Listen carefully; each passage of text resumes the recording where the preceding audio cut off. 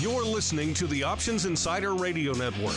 For more quality options programs, visit www.theoptionsinsider.com or search for Options Insider Radio Network in your podcast provider of choice. Listeners can also access all of our programming through our mobile app, available in iTunes and on Google Play.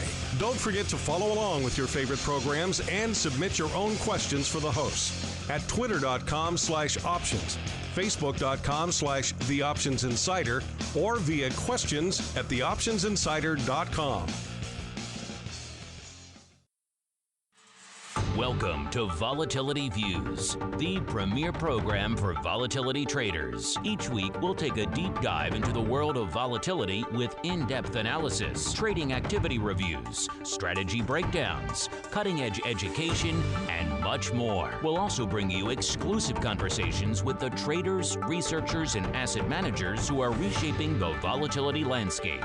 If it involves volatility, then you'll find it on Volatility Views. Volatility Views is brought to you by CBOE Live Vol. CBOE Live Vol is the leader in equity and index options trading technology, providing professional and retail traders with the most sophisticated options risk analysis, compliance, and trading tools. CBOE Live Vol offers a broad spectrum of advanced trading technology, including the Live Vol X, next generation execution platform, and Live Vol Pro, the new standard in options trading front ends. Visit livevol.com for a 15-day free trial today. And by Russell Investments, the home of Russell Indexes, which calculates approximately 700,000 benchmarks daily, covering 98% of the investable market globally, including more than 80 countries and more than 10,000 securities. Approximately $4.1 trillion in assets are benchmarked to Russell Indexes. For more information on Russell Indexes and RVX, please visit russell.com/indexes.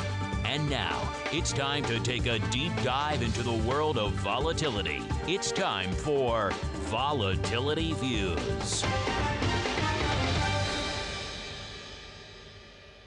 All right, everybody. Welcome back to Volatility Views, the premier program for volatility traders. My name is Mark Longo from theoptionsinsider.com, as well as from the, at least we hope, ever fun Options Insider Radio Network. Got you covered all the different facets of the options world. If you want to break down all the industry happenings and the latest going on, the big industry conferences, well, got you covered. Tons of content coming your way right now and has been for the last week or two from the big options industry conference, the powwow down there in Scottsdale, Arizona. And of course, if you want some of the advisor angle of the space, the asset managers, well, Advisor's Option just hit the tape this week as well. Of course, double dose of the option block for you later on this week. Later on today, actually, we got Twifo coming at you, talking all the fun of futures options. And right now, of course, a little program called Volatility Views, where we take a deep dive into all the world of all things VIX and volatility and all that fun that lies therein. Of course,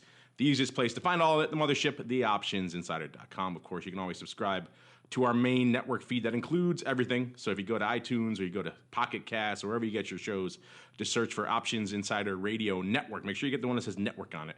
Then just hit that subscribe button and you're pretty much done. You get it all. You get the breaking news every day in the morning. You get all that fun stuff, all completely for free. How nice of us to give you all that great content. And again, you can always find it, of course, in our app available for iOS, Android, and the beloved Fire OS. And of course, the hardcores of you out there who want to join us live can do so as well via Mixlr, Mixlr. Just grab that link that we always tweet out and Facebook out and put in the email and put on the website, but everywhere else. And once you get that link once, that's our live page. It never really changes, so you can grab that. And if you really want to stay up to date, you can always follow us on Mixlr there. I know, another account, pain in the butt, I get it. But if you want to follow us there, it's free, it takes a couple of seconds, and then you get notified the instant we go live with pretty much every show throughout the week. So some of our interviewers earlier in the week, or perhaps some of our option blocks, or whatever program floats your boat. If we're doing it live, you get that notification right there, so you don't miss it, which is always fun. Maybe you're at work, you're kind of bored, you want to tune into something, we got you covered. So check it out. And of course, if you listen after the fact, we love you guys too. However you guys listen, hit us up, questions, comments, insights, analysis. We welcome all of the above here on the old Vol Views program. And joining me on the program today, let's go in order. Let's see, how are they showing up on my screen today? Let's start off with the man holding down the fort, a.k.a. the corner office over there at the Options Institute, Mr. Russell Rhodes, the head of education, I still believe, over there at the CBOE. Mr. Rhodes, welcome back to the program, sir. And has your title changed since the last time we spoke? No, and I still work here. And although my pass didn't want to let me in this morning, I thought I was going to get a 4-day weekend, but I'm still here and happy to be here. That's a subtle way. Is that what they do at CBOE? That's a subtle way to tell you you're out when your pass just doesn't work one day. And like, I'm sorry. I've heard some horror stories.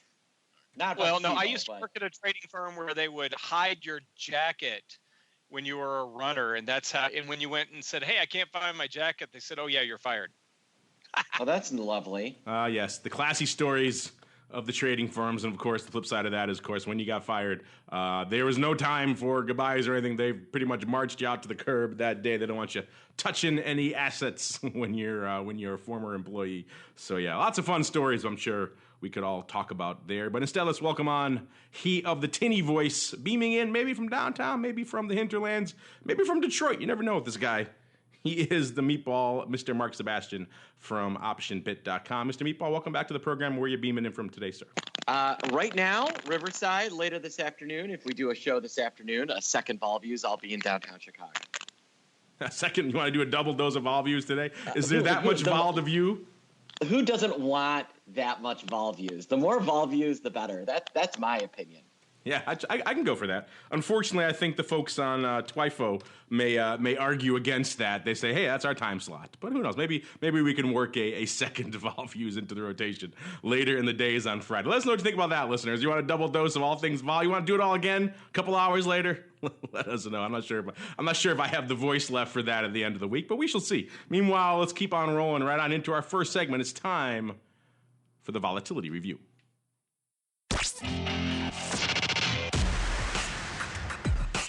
It's time to break down the latest developments in the volatility trading world. It's time for the Volatility Review.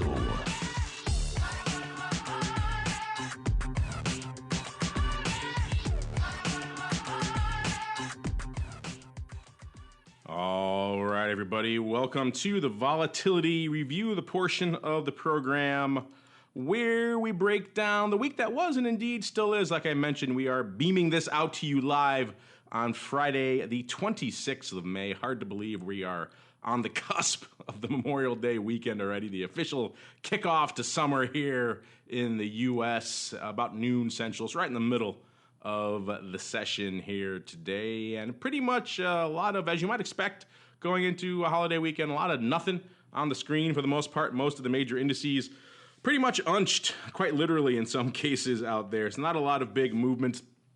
VIX Cash also taking a bit of a rest off slightly on the day here, though we're in the single digits now, so any even small move, percentage-wise, to avoid the percent of it to percent debate for now, we'll just table that, percentage-wise is getting substantially larger with each day that we continue to sell off. Of course, you guys all know the narrative that has been playing out over there over the past week. You know, it's been this will they, won't they dance out there in VIX land. It seems like they were on the will side very firmly in the middle of last week when you heard all that news about the special counsel for the Trump investigation and everything else, and we saw VIX spiking and everyone saying, oh, the worm has turned, volatility is finally back, the feedback loop has been broken, all these VIX sellers are going to get blown out of the water, and we're going to be headed north from here. And that lasted about a day and a half, and then pretty much it's been slowly, inexorably eroding back down to where we are right now, shy of the 10 handle yet again, about 975. As we stand about a full handle below,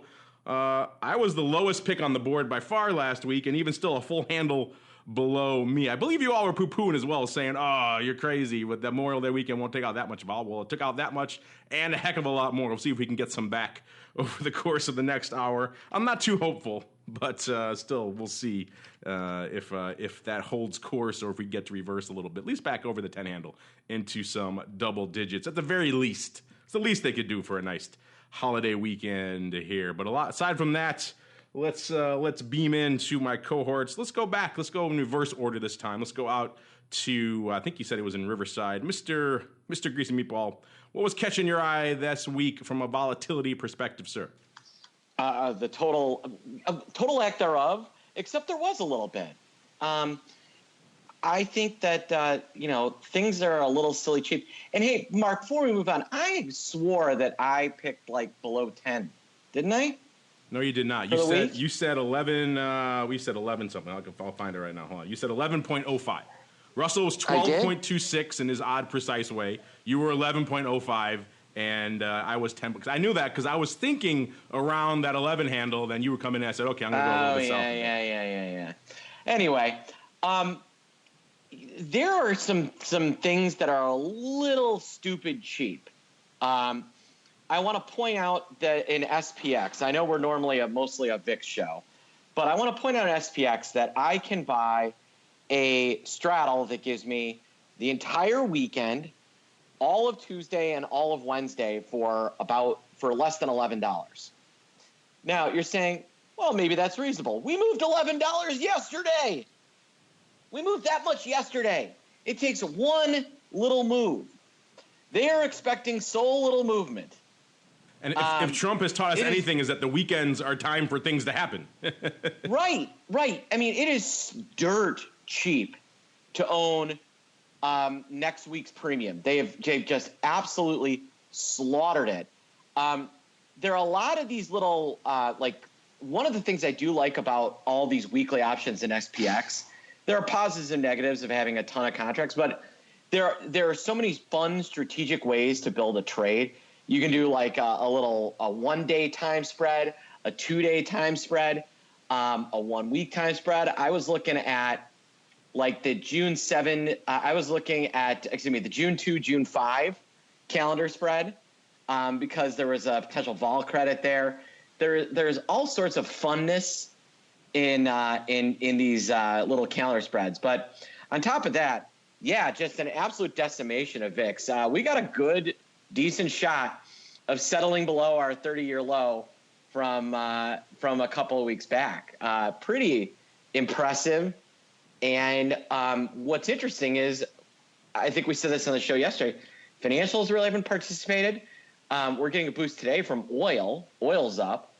But yeah, I mean, it's just been a really odd week where we have had some movement, and yet they have just come in and pancaked volatility.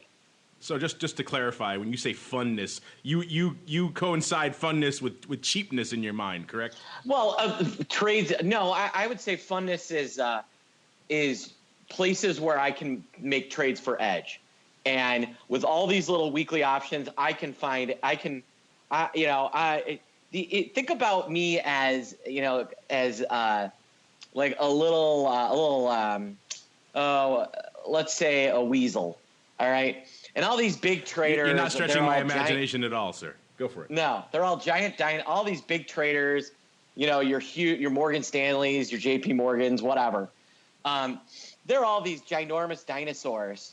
And then I'm just this little weasel sneaking in and out, stealing eggs here, stealing eggs there. And it puts me in a position where if I'm trading less than 100 contracts, which, on my personal account I am, then I can get the opportunity to get in and out of these little trades and have pocket a ton of edge. Edge being, I think I'm doing the trade for more or less than it's worth. I don't think you've ever before in the history of this program, sir, have you given a more apt description of yourself and your trading activity. I just like to come in and clarify. Sometimes you throw out these Sebastian terms, funness. I like to clarify for the people. I'm like little weasel stealing eggs. I couldn't have said it better myself, sir. Well done. You've really mastered this notion of painting images with your words. I'm glad to see all my lessons, sir, have finally paid off. Let's see if the same can be said for Mr. Corner Office. Mr. Rhodes, are you too a little weasel stealing eggs, or is it something else catching your eye this week from a volatility perspective, sir? Well, if he's a weasel, I'm a honey badger. That's what I want to be. It's just the quietness, and I'm trying to think up I'm trying to make up some words like Mark did there. It's just, I think it's what you expect going into the summer. And we already had low volatility, so why shouldn't it get lower? it seems like anything short of World War III breaking out is gonna basically keep us in the tweens with respect to VIX and even lower, much lower with respect to realized volatility. Well, So Russell, you know what I was thinking about? Returns in terms of geopolitical. You remember like when Donald Trump first got elected president and he tweets something and they would come in and just bash the stock, then the stock would rally and things would move around.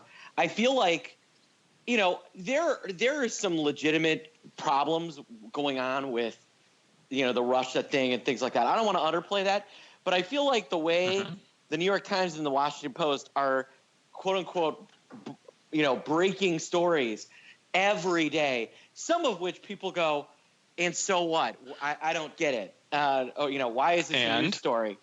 That the geopolitical news that hits every day has slowly morphed itself into a Trump tweet, where we ignore both.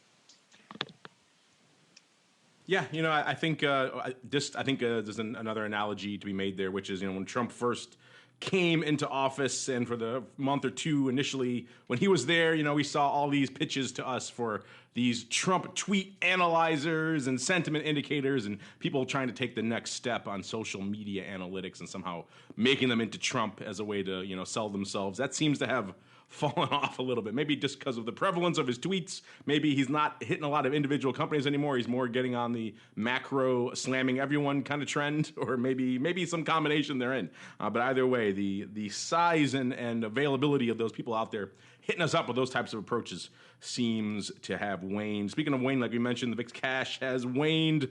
VVIX also kind of quiet after spiking a little bit last week, hovering right around 82 or so right now. So again, right about the low. 75 is the low end of its recent range, up to around north of 100 is usually pretty active. Somewhere 100 to 120 is fairly active and moving. Beyond that, things are obviously rocking and rolling. And right now, clearly waiting for the next big set, maybe looking for a little more funness out there in the old VIX or S&P.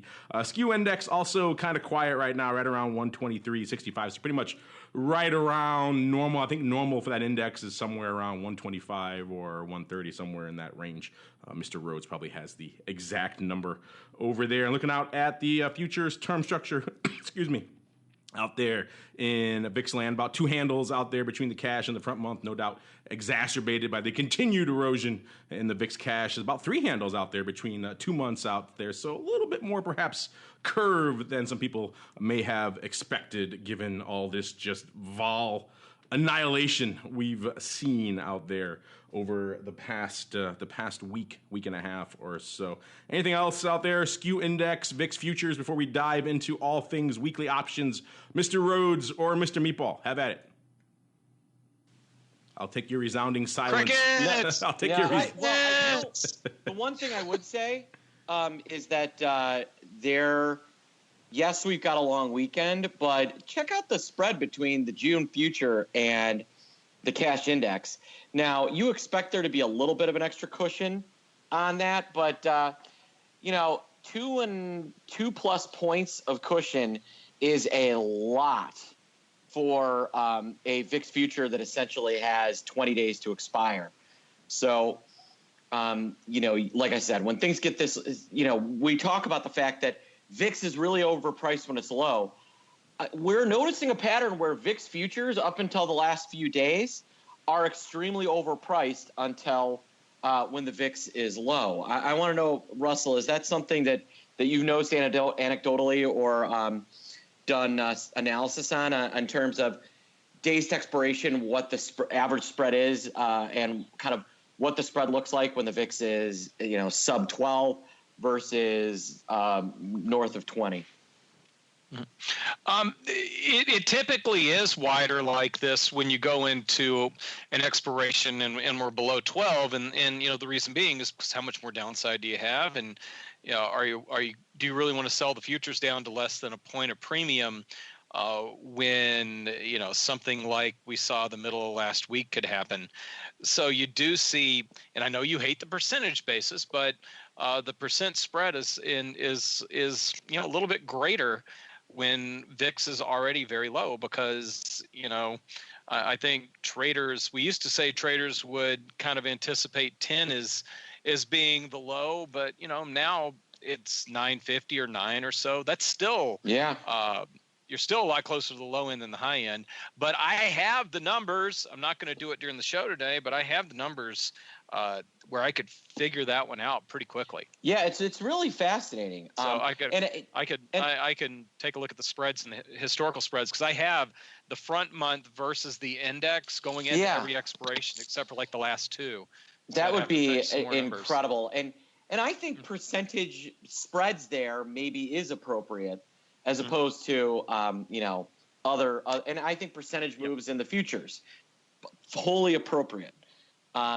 It's better apples to apples in this case. It's a far better apples to apples. So Russell, if you do that, what you should do is not tell anybody and give that information to me. Okay.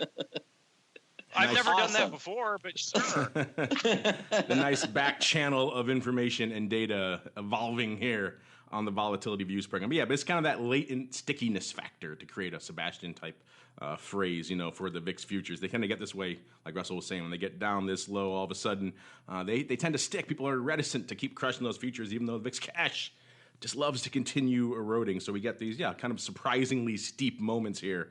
I don't think anyone would have guessed coming in, unless they hadn't looked at it, that those two handles to the front month and about 2 months out. That is fairly steep given what we're seeing out here. But again, it's always been fun to watch what did we say on the show about 6 months ago or so? The answer to all volatility questions can be found in the VIX futures term structure. And I'm guessing it's lurking out there right now. Speaking of lurking, Mr. Rhodes is lurking right now, and he's chomping at the bit. He's dying to get to it because it's time for Russell's Weekly Rundown.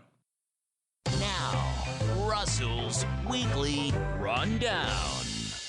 All right, everybody. If you're just joining us for the first time, first, I pity you. Secondly, welcome to Russell's Weekly Rundown, the portion of the show where he regales us with about 40 or so minutes of in-depth activity on the VIX Weekly options. Have at it, sir. The floor is yours.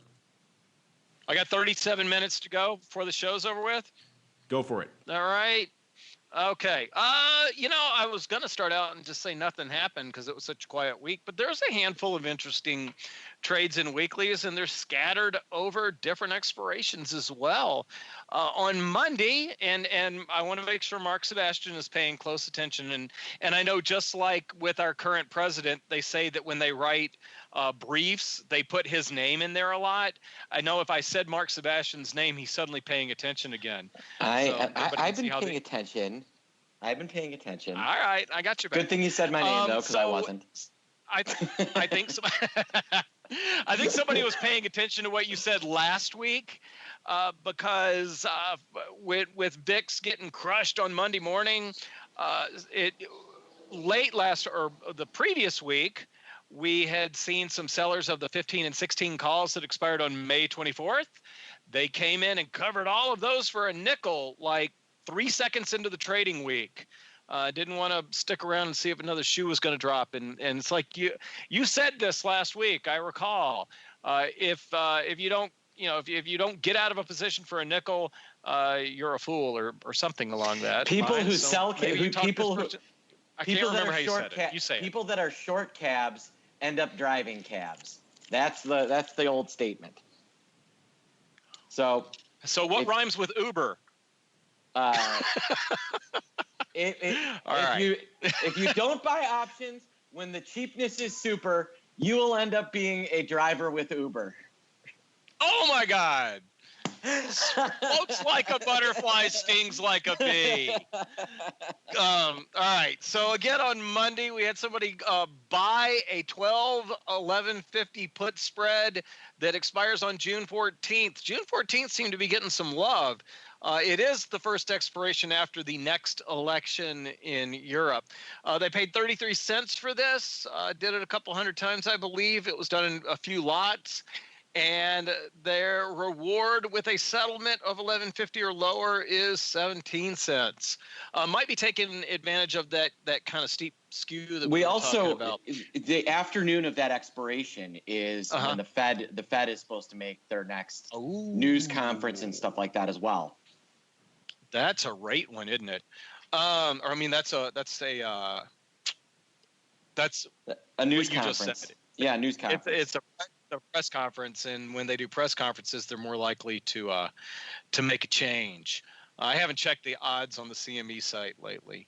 On Tuesday, there was a pretty interesting ratio spread using the May 31st, which expire next week. Somebody sold 200 of the 15 strike calls for 14 cents, bought 400 of the 23 calls for 4 cents each. Double that, and you get 8 cents for a 6-cent credit. And these are next week on May 31st. I hadn't really seen many of these in the weekly space, but we just love to talk about selling a put and buying a call spread. And I really like this one because it's done for kind of a nice credit. But going back to June 14th, somebody sold the 11 and 50 puts for 52 cents, bought the 21 calls for 9 cents. That is 61 cents of income. And then you subtract 35 cents from that, and you get, which is what they paid for the 15 calls, and you've got a 26-cent credit, break even at 11.24 or better for one of these selling a put, buying a call spread trades. And then today a pretty kind of an interesting trade, and a strike that I have never discussed in a serious manner before. Somebody bought 1,500 of this was like a call calendar stupid. They bought 1,500 of the May 31st 9 strike calls for $1.72. Got a break even of 10.72 on that guy, and bought 1,500 of the following week, the June 7th 9 strike calls for $2. And you basically got a break even of 11 on those, and not a whole lot of time value. So, I often get questions when I'm talking to people that have securities accounts and not futures accounts. How can I, replicate what's going on in the futures? The deep in the money calls, and it used to be I would only be talking about the 10 strike calls, often offer that opportunity. Somebody, did something along those lines. Really, just about a little over an hour ago, in the VIX. I know who that trader is. Who is that trader? Who's that girl? Loose lips, sink trades. Okay. And I just want you guys to know, I just got filled on a May 31 straddle for $10.90. That is how cheap that straddle is. There you go. You pray for some Trump tweets. In the SPX. And can you guys hear the music in the background? No. What are you playing? Somebody is polluting the area around the horse with xylophone music in the background. We've got to teach them my weekly rundown theme music if they're going to do that on Fridays. Yes. The legendary CBOE horse, site of many infamous showdowns over there over the years. You cart my trade to the horse. It's a conversation for another day. Meanwhile, we'll keep moving into, Russell was just talking weekly VIX options. Let's get into the mothership, the big stuff, the big meaty contracts, the mothership VIX options out there. And as he alluded to, kind of a quieter week certainly than last week, where we saw the Trump frenzy ignite some 1+ million contract days out there in VIX options. This week, not so much. Most of the days well shy of the ADV, which is hovering right now, right around 727,000 contracts, off a little bit from last week as a result of this quieter week this week. Yesterday, I should say, lighting up about 474,000 contracts. Wednesday, about 450. Tuesday, 522. And Monday, right around 558,000 contracts. So again, all fairly shy. And today, lighting up pretty shy as well. Only about 250 on the board so far today, well into halfway through the session. So it looks like we're going to be well shy of the ADV yet again today. Not exactly surprising, given that's a holiday week. A lot of people here in the States may have already headed out for greener pasture, started their holiday, kicked off their summer a little bit early, which is why we're thankful for all you hardcores out there who are still around, who'd like to join us here on the beginning of this holiday weekend, and for all of you out there who wring your hands over VIX call to put. It's right around 3-1. Excuse me. So it's come off a little bit, even though it was about 3.1 to 1 last week. So there you go. All the hand wringing. You can calm down a little bit. I know Russell gets worried around the 3 level. He can take a deep breath. We're kind of just hovering there right now. Looking at the hot VIX strikes, what was lighting it up? Of quote unquote, over the past week. And we have seen a lot of the upside love closing out, coming off. Say what you will. The number one bullet strike with a bullet this week is much lighter than it was a week or two ago. We were talking about 550, pushing almost 600,000 contracts on some of these upsides on the 30 and 35 strike. This week, pretty much roughly half of that. We got just a tick under 300,000 contracts, lighting up our number one spot for the aforementioned June 30 calls, followed hot on its heels, 292,000 contracts by the 35. So that 30-35 love out there, still strong, excuse me, but well shy of what it was even a week ago. Then we drop off to a more reasonable strike, number 3, the June 15s, 265,000 contracts. Then we get down to about 250,000 for number 4, the June 20s, and well shy of that again for number 5, the June 19s, 210,000 contracts, almost the exact same number, 210 as well for the June 16s. Number 7 is where we find the first and only puts on the list, the June 11 puts, 178,000 contracts. Number 8, the June 17, so a nice little June call strip here, 172,000. Number 9, the June 25s, 168, and rounded out the top 10, the kind of Goldilocks right in the middle of the range there, June 18 calls with about $1.59 open on that strike. So again, a lot lighter. A lot of the big OI has moved on, shuffled on, shall we say, since last week. There's about 7.7 million contracts open total, about 5.8 on the calls, and about 1.9 on the puts. Before we roll on from the mothership, VIX options, Mr. Meatball, Mr. Rhodes, any other activity out there? Russell, you were just breaking down weeklies. Any activity in the mothership out there that caught your eye this past week? You know, I'm seeing a lot of strangle sellers with call again, and lots of put stupid sellers, and a real healthy mix of call buyers and call sellers. I was surprised. We have a VIX below 10, and I got a call, somebody selling tied to futures, the 17 calls basically on the bid, penny off the bid. So there is still some healthy activity on these. Trade I looked at this I am about to talk my book. I was looking today. I was looking at per our conversation earlier. I was looking at the 11.5 10 put spread. The fact that the 10s have a bid is just phenomenal. And the 11.5 10 put spread, which is 100% in the money based on the cash index. And really, even adjusting for the weekend, I think I think we'll open around 10.25, all other things being equal, on Tuesday. So it's deeply in the money by more than $1 at any level. And it can be bought for about 60 cents. I paid 60 cents for those puts. For that put spread, the 10.5, 11, excuse me, the 11.5, 10 put spread. So I'm getting better than 50-50 risk reward on something that's 100% of the money. That's some of the stuff that can start to appear right now, and some things that I find are fascinating. The other thing I notice is they are holding up the upside of the curve. June calls above 14.5 all have volatilities above 100. So there has been, even though we're looking at that VVIX low of around 80, that's more a factor of the fact that the future is 1180 than the fact that there is just an absolute demolition of downside. The way out of the money stuff, it does have a bit of a bid to it. A lot to unpack there. I like the but just clarify what you said right at the beginning there. You said strangle sellers with calls. Is that selling strangle? Then I'm assuming like a call kicker in case the worst comes to pass. Yeah, or they'll buy more of them. They'll do it as a ratio. Oh, as a ratio. Okay, I see what you're saying. That's kind of like a funky way of what we talked about before. The one short one buy two, not short strangle. Buy 2 or perhaps 3. There's never-ending appetite, it seems, for VIX ratios that end in some long units on the upside. Can't say I argue with those.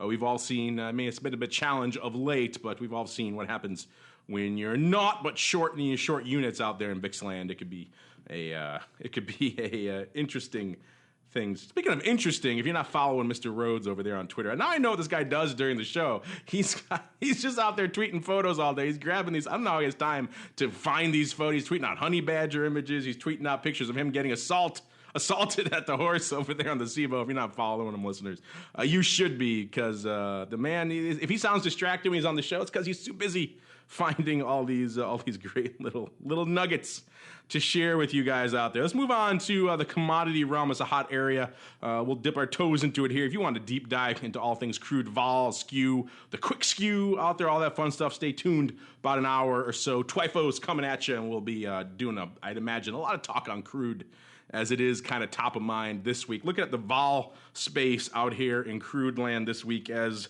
defined by our friends OIV and OVX. Of course, OIV is the WTI VIX. OVX is the USO VIX. Both of them hovering around a 30 or so. OVX a little higher, OIV a little bit lower. So still kind of in that kind of, higher recently range. It's been in the mid to low 20s of late. But compared to last year or so, we were seeing the vol out there much higher. We are seeing things lower. Of course, this is on the heels of a big sell-off on Thursday when we saw people kind of disappointed with what was coming out of the OPEC meeting. They were expecting them to extend those cuts well into the future, at least 12 months. They've not 18. They got about 9 instead. So that tended to disappoint a lot of people. Also, some surprisingly, shall we say, pessimistic comments coming out of the Saudis saying they didn't think they could extend it much farther. That in combination with kind of the 1-2 punch of that, along with U.S. production continuing to rise, maybe eventually overshadowing anything that OPEC's going to do on the cut side, certainly combined to weigh pretty heavily on crude. We saw WTI falling nearly 5% yesterday. Some of that seems to be coming back today, a little bit of a rebound out there in WTI and Brent today. So we'll see if that can continue throughout the rest of the session, if that's just kind of a short-lived bounce. There is very much that desperate will they, won't they battle right around that 50 handle. We broke through it to the downside earlier this week. We'll see if we can retrace and get north of it again. It is kind of that mystical level that everyone's fixated on out there in WTI right now. And the vol tends to move as a result. We get north of that 50 handle, vol gets annihilated. We get south of that 50 handle. All of a sudden, you're getting into those quote-unquote juicy puts, and all of a sudden, vol starts to get a little juicy out there. So all things live or die, at least for the foreseeable future right now, around that 50 handle. Mark, I know you like watching USO primarily. We're seeing a similar play out there, obviously, as well from a skew perspective. Anything catching your eye out there, or Russell as well, in the broad crude space from a vol perspective this week? It's funny. Traders listening to the show should make sure to review the unusual options activity for today, as there was a large August put purchase tied to stock that is going to be put out. I don't know if you want me to reveal the juicy details yet, Mark. But Go for it. All right. So it looks like a trader bought 215,000 of the August 8.5 puts, tied delta neutral on to about 240,000 shares of stock. So on what amounts to about like an 11 delta. And it's a little odd. It's really deeply out of the money for how short term it is. About a 3-month. So it's a hedge. I don't know what it is. But the person clearly is bullish volatility in USO, and seems to have either a hedge on or some sort of slight lean bearish. Yeah, I'm looking at it right now. I think it's going up on the site as we speak right now, listeners. It's been a while since we've seen some size UA out there in good old USO, but lighting it up today. And yeah, certainly for some size, 215,000 contracts with these AUG 8.5 puts tied to quite a bit of stock, or ETF in this case, about a 13 delta. Yeah, that's interesting. I think our listeners need to sink their teeth into that. You can find the full write-up over there at the mothership, theoptionsinsider.com. If you're listening after the fact, of course, that's the easiest place to get that stuff as well. Mr. Rhodes, anything on crude before we move on, sir? I think Mr. Rhodes is busy tweeting out images of honey badgers. Oh, I couldn't find the mute button. You were tweeting more honey badgers. You can admit it. You can admit it. Do I? No, I couldn't find the mute button. I got all tangled up here because I was dancing around to the xylophone music coming from right by the horse. No, I'm just looking at. I'm scratching my head. I really wish that this, not just because I work at CBOE, but I really wish this this put purchase the USO put purchase had gone off on the exchange here, so I could go downstairs and ask somebody about it. Because that was it's gonna be bugging me all weekend trying to figure out what the idea is there. The interesting thing is we're already, 11 cents higher on USO since they did this, so they're already down like 2 cents, which doesn't sound like much until you start multiplying it times 215,000 times. That's a half. That's a lot of money. That's just bad execution. So that's another car for you, Mark. A very, very nice car, a very, very fancy car. But yeah, it's interesting here seeing, we'll have to dive into that one a little more. Maybe we'll have a chance to sink our teeth into that on TWIFO in a little bit, listeners. Let's move on really quickly. Wasn't a lot popping off on the earnings front this week, but I know, Mr. Rhodes, you like watching yourselves a wee bit of earnings. And I think the big one that surprised a lot of people this week, after given the narrative that's been playing out over the better part of 2017, has been the death of retail, and Best Buy deciding to say, the heck with that narrative, we're gonna wipe your face with that, blowing the doors off what they were looking at. They closed going into their earnings at about 50.5. They were pricing in about $4, which is right around 8%, and they rallied well over 60. They got about 60 and a quarter or so, I think, maybe even a little higher in the after hours. So blowing the doors off that straddle, nearly 3x what they were pricing in net move. I think actually got about 62, so almost exactly 3x on that name. So pretty aggressive stuff. Selling off a little bit today, off about $2 or giving back about 3% of that. But still interesting to see a lone bright spot out there in the retailers. We've talked about this a little bit in Option Blocker. Yes, I think actually you, Mr. Meatball, pointed out that they're kind of the last of the Mohegans right now in the electronics retailer space. So if you got to have something electronic, you need a new keyboard or a new TV or whatever. CompUSA is gone. Circuit City is gone. H.H. Gregg just went the way of the dodo. So you're out of options, pun intended. If you want something, the old blue at Best Buy is kind of the last man standing, and clearly the street rewarding that. Mr. Rhodes, any thoughts on Best Buy or perhaps any other names here that caught your eye this week from an earnings vol perspective? Let's look forward. Can we look forward to next week? Go for it. Lulu reporting after the close they on of Thursday. the invisible yoga pants. And because I know all three of us are big fans of their products. Last quarter, the stock took the biggest hit that it had taken in 3 years off of earnings, down 23.44%. Murdered. It'll be really interesting to see what gets priced in. And it's kind of tough with the weekend, but it'll be interesting to see what gets priced in and what kind of trades go off between now and then.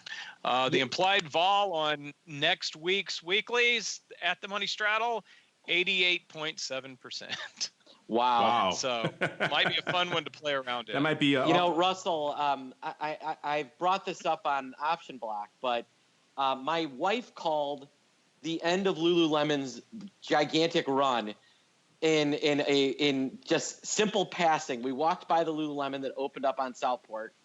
She took one look at what was in the windows and went, I'm not that excited. And we just kept walking. And I said, well, that stock's going down. And then Ulta, which is, this was I want to say like a year and a half ago, the stock was like $130.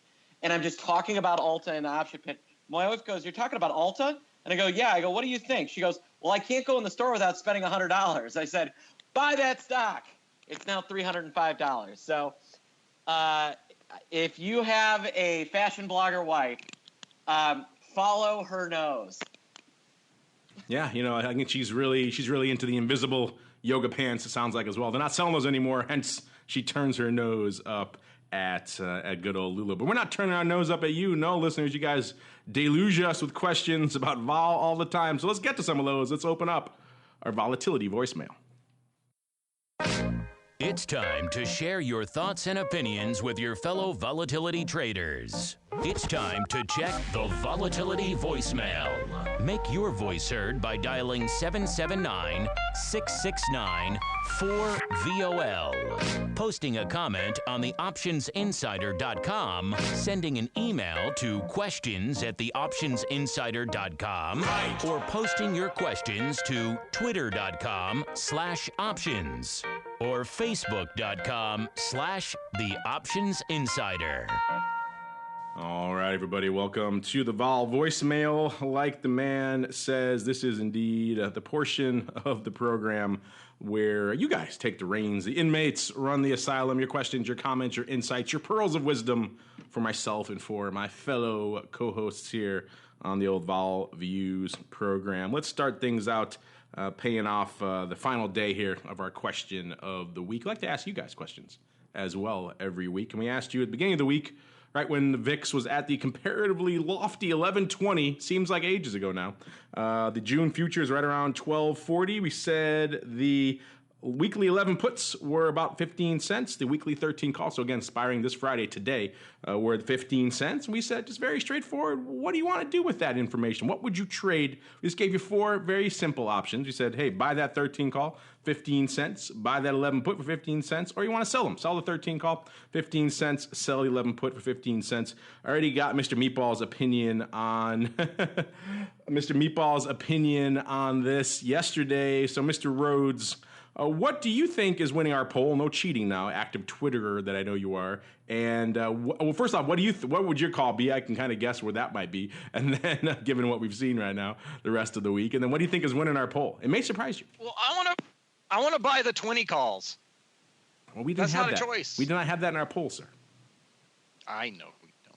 I would probably buy the 13 calls, but you know that about me, especially for 15 cents.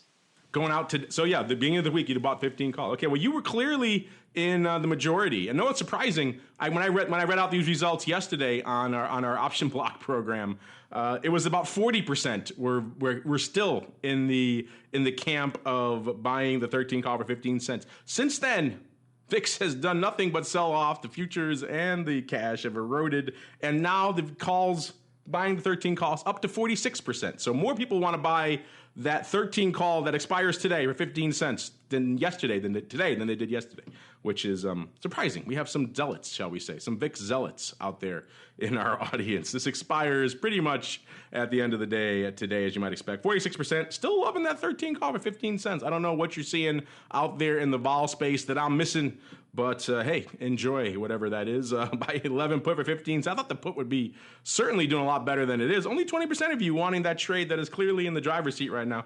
Sell the 13 call for 15 cents. 22%, I thought that would get a little more love as well. Not so much. And only 12%, this is understandable, saying sell that 11 put for 15 cents. If you haven't voted yet, you got a few hours left to do just that. I got a feeling, I thought I had a feeling how you guys would keep voting, but clearly I was wrong because even more of you want to buy that 13 call, including Russell, who clearly wants some 13s before the end of the session here today. We'll see if we can make that happen for him. Moving on, we got this coming in from the live chat here. VTrader, this goes back to what we were saying earlier here in the show. We were talking about VIX Cash just continues to erode, and then, of course, the distance between the cash and the futures seems to grow even wider at these very low VIX levels. VTrader kind of agreeing with that. He says when VIX is below 11.5, since 2006, that current difference between the front month and the front month VIX future and the VIX cash is at its highest. So he's actually looked into the data, it sounds like, and kind of agrees with us that these are the moments when that disparity tends to get a little bit wacky, a little crazy, shall we say. You guys agree with that, Mr. Meatball and Mr. Rhodes? I'm guessing you do, considering what we said earlier in the show here.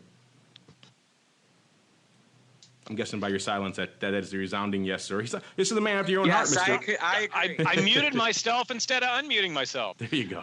You're getting the hang of this radio thing. I agree.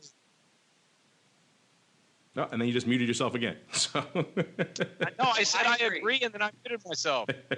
Yes. I had a feeling you guys both agree, given the fact that we were discussing that earlier, and we have the data now to prove it, thanks to VTrader. So there you go, man after your own heart, Mr. Rhodes, coming at you with some data. This one comes from Eli Vagan, or Vagan. He says, kind of again what we were alluding to earlier in the show. He said, did the spike in VIX last week finally break that short vol feedback loop that everyone is focused on these days? Well, you can kind of look at where the VIX is right now, both the futures and the cash, and kind of maybe surmise the answer for yourself there.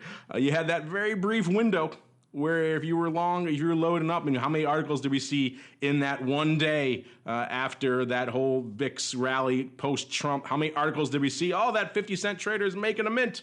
And how long did that last? So, yeah, it was a very short window, which if you were deft, you could have capitalized on those long VIX positions. But outside of that, yeah, we're right back pretty much south of where we started here.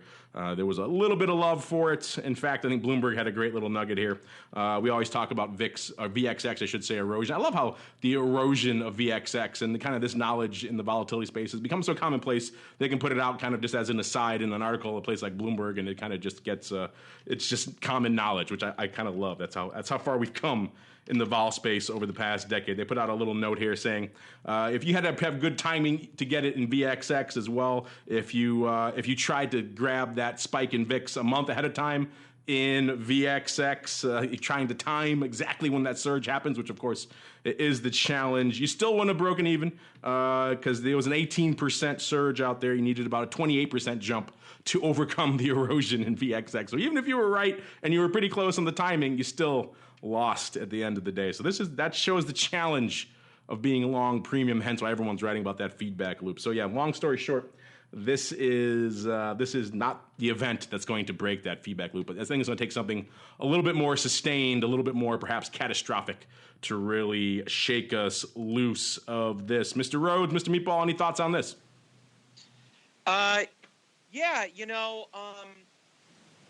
I would say that this brings into mention why I like the approach that the Thompson twins have, where they go for crisis alpha instead of hedging. So going after events when events happen, as they begin to happen, that is when you get a real opportunity to potentially go in and set up hedges, as opposed to constantly paying whatever. Because even look at that event last week. The VIX didn't open 16. It opened around 12 and a half. There was plenty of time to get long VXX in the morning, and you could then hold it overnight. And the next day, when you figured out, oh, this is a 1.5 day event, you could have been out of it, and you would have had money in your pocket. That is the way I like trading these ETPs. If you're going to be using them as a hedge.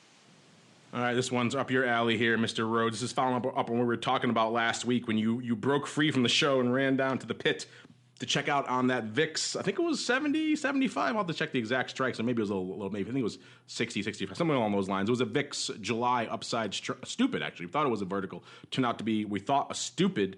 And Binod wants to know, what was the truth behind that strangle? Remember, there was a little bit of back and forth. You were saying one thing from the color you got on the floor. I think we had Henry from Trade Alert in the chat room saying he got something else. I think Mark said he got something else from his color. Did you ever intuit the result? Are you standing by it was a buy stupid there? I'm standing by it was a buy stupid, and I actually followed up on that yesterday. I was taking my new intern around and introducing her to people, and introduced her to my source in the pit. And then I said, was I wrong? Because there was a lot of debate. And he said, no, you're absolutely right, Rhodesy. That's what he calls me. And getting the information that I get from him, he can call me whatever he wants. There you go. Anyone calls you Rhodesy sounds like a folksy fellow here in the world of vol. We got time for one more. This one actually sounds like it's up your alley too, Mr. Rhodes or Mr. Meatball.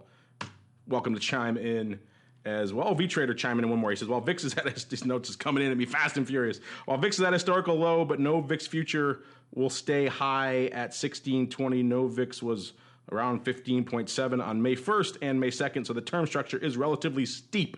any implication? Well, that's kind of what we were talking about earlier in the show here. Get these funky levels. I didn't have a chance to get to this one. We'll get to this one really quickly here. Kind of came in too late. I got this one queued up here from Alan Nemi. He says, a nice layup for you, Mr. Rhodes. All this action in crude, it seems like a good time for some crude vol products. Why no CBOE crude volatility options? Well, there are CBOE crude volatility indices, as we just alluded to at the top of the show. There is OIV, which is, of course, the VIX of WTI, and there's OVX, which is the VIX of USO. So if you want a VIX for crude, you got a couple of flavors there to choose from. And they both track fairly well. They both kind of move in lockstep quite a bit. So they're good ones to watch from that perspective. As to the age-old question, why there are no options on these things, this is something we touched on before. It does seem like a home run. I don't know, Mr. Rhodes, do you have any insight into why our friend Mr. Nemi and all the others out there who want to sling some OIV, why that's not happening? You used to be able to. Where was he between April of 2012 and May of 2015? We had OVX futures, and let's see, the last contract. I'm actually pulling up data, and the final. You know what? The final open interest on the last contract that traded at settlement was 50 contracts. So it traded a little bit, but it fell by the wayside as of just over 2 years ago today. On May 20th, 2015, the last one went off the board. So keep asking those questions, and I will keep pushing the product development people here to maybe try to reintroduce them and put a little more muscle behind it, because I would like to see such things as well. When we got some big gold moves back about 3-4 years ago, I had some fun trading GVZ futures, which we had as well. We had them. They didn't work out, and I wish they would come back. Russell, I think that these contracts could have had a lot more success if they were based on the futures option. So, like, my gut says that an OIV contract that partnered with CME, but listed on CFE instead of CME, could be a lot more successful than a USO-based product. And I wish there was a way to get, like, the COMEX Gold Vol future and the OIV, the oil vol future. Where's the baby? Oh, traded on the CBOE.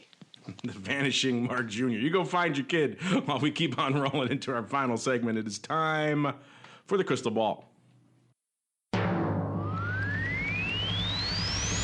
It's time to peer into the future and reveal what the volatility gods hold in store. It's time to look into the crystal ball.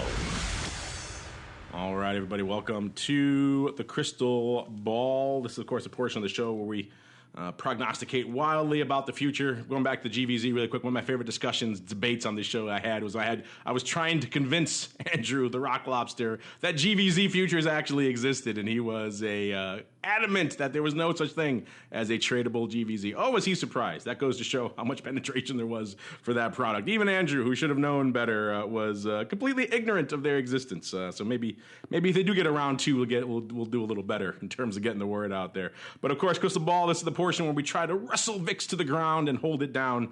And none of us did a great job this past week. I was the closest with my 1075, right about a handle away, 970 or so right now. I usually try to use the one handle as a kind of a cutoff. If we're beyond that, technically I win, but I don't really count it for myself. I know Mr. Rhodes, anything he gets, he takes as a win, but I tend to be a little bit more demanding of myself with these prognostications. So I'm going to say that's not really a win. But that said, that does give me the right to go first, to choose someone else. I like to go first in these types of things. I will take that advantage. We're at about a 970 right now out here in VIX Cash land. We're coming off we're going to be coming into a truncated week next week, listeners. We do have some events on next week, including on the Friday, but I don't think that's going to be enough to move the needle substantially. That said, I think we're still going to be slightly into the double digits. I'm going to give myself a nice 10 1/4, so about half a handle north of where we are right now. Let's go in order of who was closest. The next would be Mr. Meatball. If you're there, sir, what is your pick for next week? Let's go. I'm gonna go 975. I had a feeling you'd be sticking around here. I had a feeling you're feeling no love, single digits. That means Mr. Rhodes has got to be at least a 14 because he's a degenerate buyer of all things vol. Mr. Rhodes, what have you next week, sir? This is where you hit that mute button to come back to us. What's the high so far? 10 and a quarter. 10 and a quarter. I'll go 1075 just to give you a little room. 1075. There we go. 1075. Mr. Rhodes, as always, the leader when it comes to upside love on all things vol. All right, listeners. That music means we've come to the end of another epic journey through the world of volatility. Started off all things VIX, weekly options, mothership options, Skew, term structure, futures, all that fun stuff. Got into some of your questions, got into crude. If you want crude and all that fun stuff, we're going to have a deep dive in that in about 30 minutes here. I'm coming up the network with our friends over there at CME and Quick Strike, doing all things crude. I think it's going to be a lot of crude today. I'm just preparing you, as well as a lot of your questions as well. So stay tuned for TWIFO. If you want to hang out in the chat in between, we're going to pipe in some options news rundowns for you. So you got something to listen to for the next half an hour while we're getting ready for the next show here. But before we go on this show, we check back in with my cohorts one last time, see what they have cooking that may interest you. Let's start with you, Mr. Sebastian. What's cooking in the land of Carmen Line and Option Pit? He too has not mastered the handle of his mute button. Check him out over there, optionpit.com. You can check out one of his master classes, and you too can have all the fun of the edumacation over there in the realm of Option Pit. And last but not least, Mr. Rhodes, in addition to battling your fellow instructors in front of the CBOE, what else are you up to over there in the Institute as well as in the land of all things live vol? Well, next week, I'm going to visit the largest options trading club in the United States, the Honolulu Option Traders Club. I still find that absolutely crazy that that's where the biggest trade is, but say la vie. It is, man. Yeah. So I'm going to Honolulu to visit with those guys. So got a terrible job. And then the week after that, I'm going to be over in Europe doing a few things with some brokerage firms. So I'm going to cover 13 time zones in a 2-week period. I don't envy you. Speaking of people I don't envy, Javier LBC just coming in the chat now, says he just found us, wants to know if we know about the 36,000 SEP 25 calls on VIX. Sorry, Javier, you caught us tail end of the show. Maybe we'll see if we can get to you next week. And speaking of next week, we'll see you this time next week for more volatility views. Stay tuned in the chat if you're going to be there for about half an hour or so. We'll give you some news right now. In about half an hour, we're starting up on TWIFO, all things futures, options, crude, all that fun stuff. Stay tuned. Until then, we'll talk to you later. Have a great holiday weekend.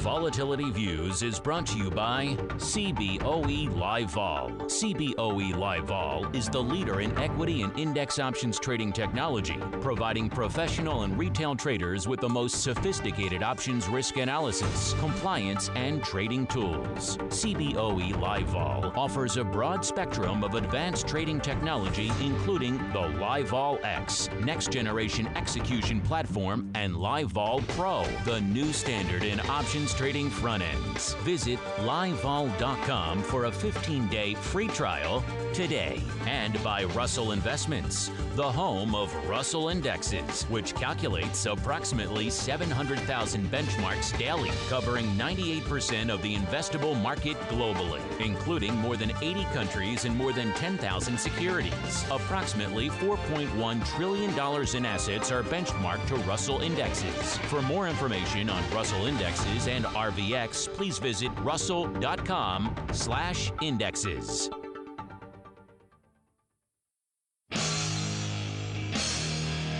The preceding program was a production of the Options Insider Radio Network. For more quality options programs, visit www.theoptionsinsider.com or search for Options Insider Radio Network in your podcast provider of choice. Listeners can also access all of our programming through our mobile app, available in iTunes and on Google Play. Don't forget to follow along with your favorite programs and submit your own questions for the hosts at twitter.com/options, facebook.com/theoptionsinsider, or via questions at theoptionsinsider.com.